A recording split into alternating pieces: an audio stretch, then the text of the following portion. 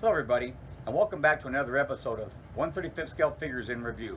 Happy February to everybody, and hopefully you're kind of in a nice warm room today, or nice warm house, because right now out in our great state of Iowa, it's really cold and snowy. But with that also means some of us might have opportunities to stay inside and get a few things done with our hobby. Now this is the second part of my builder's blog I started a few weeks ago when I showed you folks the pieces I was going to use, and I also did a review of Berlin's corner diorama piece. Okay, it was a resin piece that I also showed you how it went together. I showed you some details with it. I've also shown you my Stalingrad figures I'm putting in place for this. I have a great Warriors figure of a dead German I'm going to put in the dio. And the centerpiece of the diorama, besides the dio base itself and the figures, is going to be Tamiya's great SU-76M. This was put out a few years ago, and Andy over at Andy's Hobby Headquarters did a great review on YouTube of this kit. So I'm not going to go through the put together too much of it. I'm going to go through a few sprues with you, especially the figure sprues that are in this kit. They are excellent. Tamiya has done a great job in the last few years of really upgrading their injected molded figures, so you really don't have to go a whole lot of resin shopping. Now some of us do, just because we like the resin figures themselves, but with the new breed of Tamiya figures coming out, you really don't have to.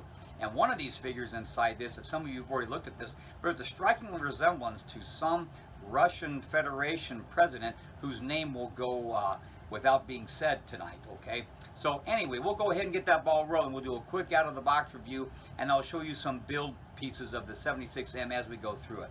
All right, stay tuned for the upcoming presentation. Okay, I'm going to do a quick out-of-the-box show of the sprues of our SU-76M by Tamiya. This is the build piece that the vehicle I'm going to put on my diorama blog for Berlin. Okay, this is a typical Tamiya. Beautiful box art for decades. Tamiya set the standard for box art that you can follow when you're wanting to paint your vehicle. Okay, they've always been outstanding since I was a youngster. Over 40 years ago.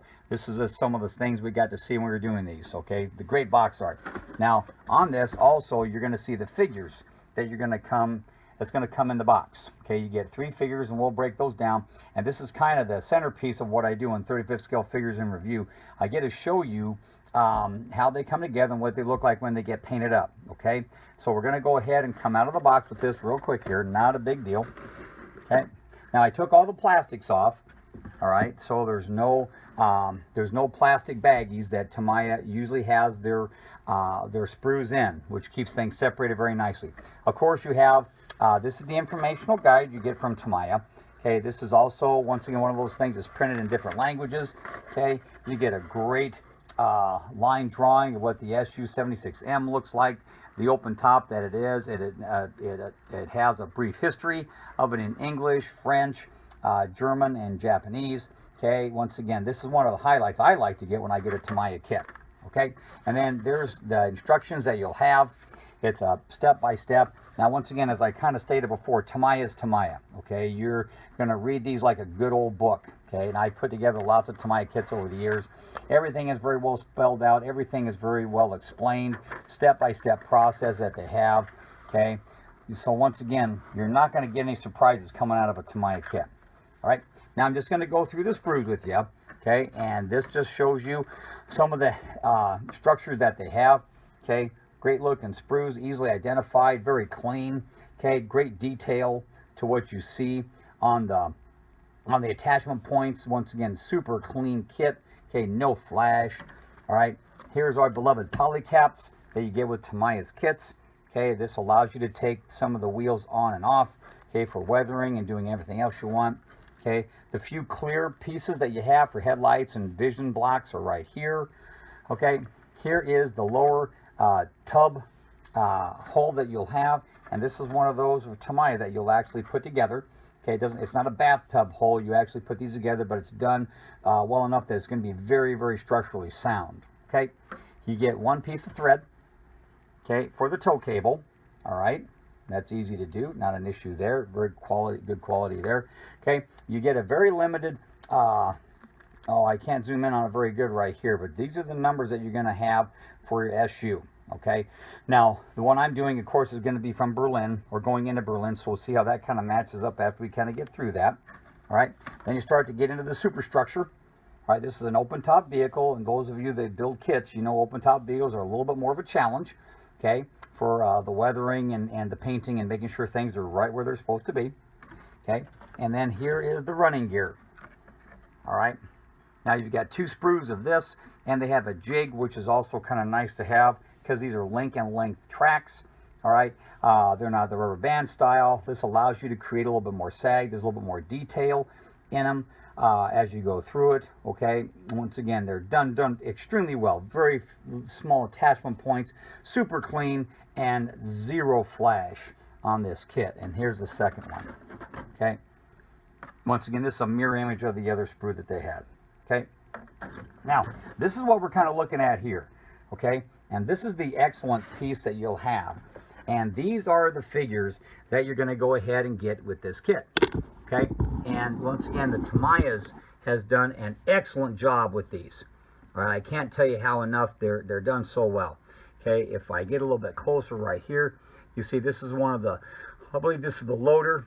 Okay, you'll see the quilt action in his outfit. Okay, it looks super right here. You have the hands there, little attachment point, great folds that they have. Okay, as you're looking here, here's your gunner. That's going to be right here. It's a 3-man set that you're going to have working in the combat part of it here. All right, and then if I can do a little zooming in here, let's see if I can get a little bit closer. Okay, if that's going to be possible. Okay, I'll try to zoom in on this guy a little bit here, and there he is. Okay, you have some great facial features, okay, of this guy. All right, they're going to paint up very, very nicely. And I use Mr. Paint acrylics, okay, for these, and I just love them. They're very thin. They go on super smooth. There's the helmet that's in multi-pieces right here. And now this is the guy that, if I can get a really good close-up of this guy right here. And here is our cohort in crime, okay, our gentleman that we said before looks like somebody from the Russian Federation today. And this is our guy. This is the commander face. Okay, the detail is outstanding on this for a plastic figure. Okay, and you see him looking right there. He's got his fur cap on. All right, and then his uniform is going to be this one right here of the long coat. Okay, and he's configured in there, so you'll be able to see him fairly well. All right, you see the folds right here are excellently done. Okay, so once again, all in all, Tamiya really has upped their game with their figures, how they'll go together and how they'll paint up. Okay, all right, so we're going to call that good for the out-of-the-box look and how you can see the figures and how they're going to shape up. Right, the next step in this, I'll go ahead and begin the build portion of this, and also the figures will be put together, and that'll be part of the next video that I'll put out as far as the builder's blog. Okay. Okay, we're going to go ahead and go with the portion of the video review, or for that matter, the build blog that I'm having. And of course, we're focusing on the figures. Okay, and I showed you in the first segment about what they look like on the sprue, where they're coming from, and now I'm just going to show you how they look cleaned up. And what I've done with these guys, obviously I've gone ahead and used blue tack to put them together so they're not glued, because obviously I'm going to have to finish them. And I will say that they were very, very easy to clean up. These second generation Tamiya figures are really super nice to have. It doesn't take very long to clean them. There's very little seams, and it always amazes me in the construction of the figures, or the molding of the figures, how they can make the seams you know, kind of almost hide in the folds of the clothing. But anyway, we're going to go ahead and go with the portion where I show you close-ups of how these guys come together. And this is one of the gunners that you're going to have in the kit himself. Okay, I'll go ahead and focus in a little bit on this guy and just show you how well they came together. We'll do a slow turn. Okay, these are their plastic uniforms that have really good detail in them. Okay, as we go ahead and do our slow turn, you see the folds of his pants. All right, now this is an open top vehicle, mind you, and so when we do an open top vehicle, a lot of these guys' details are going to be kind of hidden, but at the same time too, for the sharp eye, you'll be able to see them. I continue my slow turn on the back. You see the the creases of his top. Okay, you see the folds once again. They came together very, very well. Like I say, they were just blue tacked in. They're not even glued. Okay, here's the detail of his boots. Okay, as I continue the slow turn, you look at this. And now the headpiece is pretty amazing. I'm going to see if I can get a little bit even closer and get a better focus on the head piece right here of this guy. Okay, because when you focus on the head, okay, these are multiple pieces that come together on the headsets, even the commanders. Okay, and they fit right on top of the head, and it's done very well. These are their padded hats that the Russians would wear. Here are the shoulder boards that are once again put where they need to be. The button details very nice. Here's his belt. So once again, all in all, really, really nice detail for the assistant gunner. Okay, all right. The next figure I'm going to go ahead and show is going to go ahead and be the loader. Okay, and once again, when I blue tacked this guy in, okay, I put one of the 76.2 millimeter shells on this. Okay, and I blue tacked him in here. All right, I'm going to back him up just a little bit so you get a better look at the full body torso. Okay, here's the folds of his clothing again. Okay, the shell fits perfectly into his hands, and you'll notice that I've had to glue them to my bases like I always do, but they're on one foot. This is going to be one of the challenges of putting together a open top vehicle in the back, because I'm going to have to plan accordingly as how I go through the build, so I can paint these the interior, put the figures in, and then make sure I complete the build. Once again, both helmets are multiple pieces. Okay, they rival the detail of a Hornet head, and I don't think I'd ever say that, because Hornet heads are outstanding. Okay, there's the shoulder boards you have there. We continue around. Here's the boot detail that he has right here. There's the folds of his top. You can see the creases in his jacket that he has, the belt. Okay, and obviously there's the leg that's extended. Okay, once again, very, very good detail in the figure. There's a little bit of the blue tack that's kind of sticking out, but that's just because they're temporarily in place until I get them primed and painted. Okay, and then the last, of course, is going to be the commander, and he is in a long coat. And then here he is. This is the commander. And now, once again, you be your own judge. And we said how the commander of this, and this is a well-known fact about how he looks like a certain leader from the Russian Federation today. Okay, and the detail of this guy is once again outstanding. Okay, he's got a full jacket on. Okay, he's got his hand up here looking, and they'll be positioned to be able to control the gun in the SU-76M. Okay, as I come down here and look, there's the detail of his boots. I'll go ahead and move him around. Okay, the jacket folds are great. There's his handgun, which is right here. Here you see the detail of his hat. Okay, as we go around, there's the collar he has, and there's the shoulder boards again that are right here for the detail. They'll be painted up. Okay, looking forward to putting paint on these, because it's not really camo that you have to have.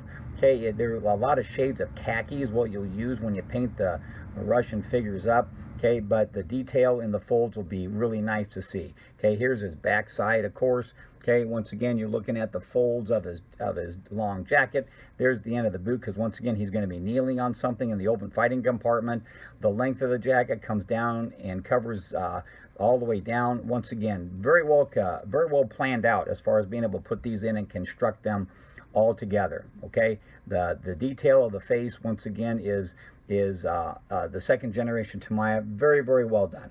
Okay, I'm looking forward to putting some paint on these guys. Okay, so all in all, once again, these figures came together very, very well. I'm going to go ahead and put my three amigos down here. I'll go ahead and zoom back out a little bit, so we'll have them all three right here. Okay, you're going to have close-up pictures of them in different phases. That's how I usually conclude my figure builds. But once again, this is all part of the building blog for the Berlin Diorama I'm putting together using Verlinden's corner of wreckage, the rubble there. I'm also using Stalingrad figures. I have a Warriors figure. Okay, and before I put all those pieces in, I'll go ahead and show you them briefly when we get to that point in the build blog, but that'll be down the road a little bit. So there we are for these figures. Once again, purchase the Tamiya kits and the Tamiya figures with great confidence, okay, because the second generation guys are so much better than what we had all those years ago. So that's it from 1/35 scale figures in review. Until next time, we'll see you later, folks.